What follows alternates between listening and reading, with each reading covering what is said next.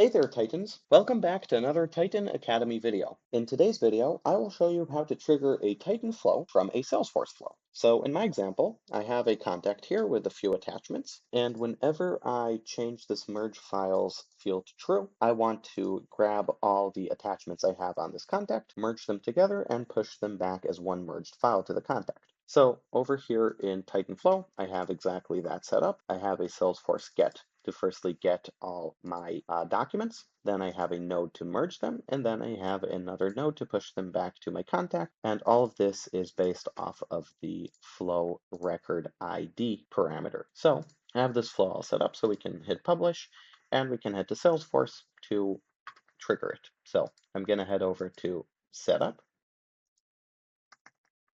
search for flow, and I'm going to create a new Salesforce flow. I'm going to set this as a record triggered flow, and I want to trigger this on my contact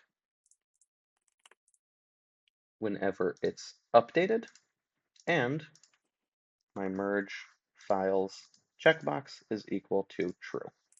So this is my trigger, and over here I can add an action.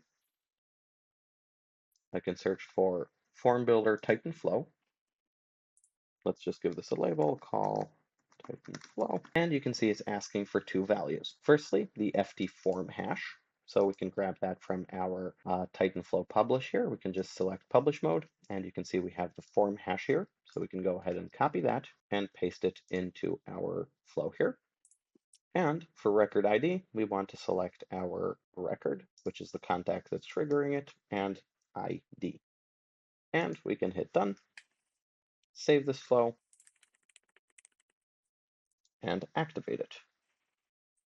Now my flow is active, so if I head over to my contact, whenever I trigger merge files, my record ID, this record ID will be sent to my flow, and my flow knows how to handle that record ID, get all the attached documents, merge them, and then push them back. So let's hit save here, and this can take a few seconds, but we can see all the traffic in our Titan dashboard logs. So if we head over to settings, logs, we can see this workflow has just been triggered, and we can see it running. So we can see the document merge job was successfully completed, and we now got our content version create, so we should have it back on our contact. So if we go to related and refresh, we now have one merged document that contains the other three. And there it is. And that's how it's done.